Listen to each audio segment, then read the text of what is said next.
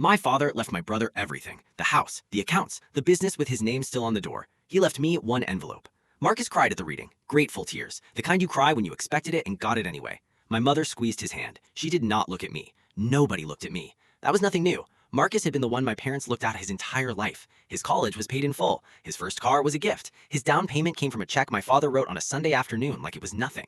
When I needed tuition, I got a number for a student loan office. I paid every cent back by 26. I never mentioned it.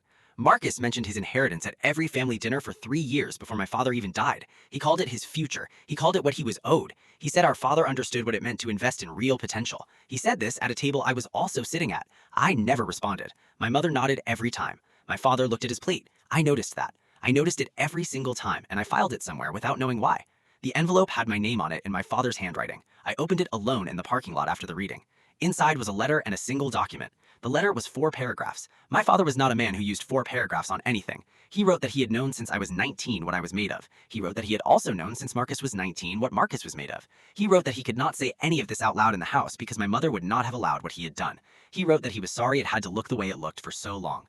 The document was a brokerage statement. My father had been making deposits into an investment account in my name only since I was 22. Small amounts at first, larger ones later.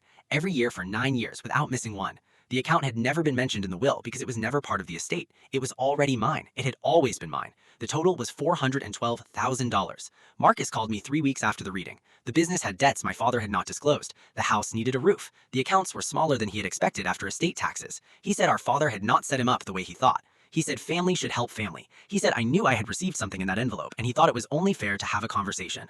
I let him finish. Then I said, Dad knew exactly what he was doing. Marcus went quiet. I said, he just knew it about both of us. I have not heard from my brothers since. I drove past the house last month. The roof still needs work. I noticed my father's name is already off the door.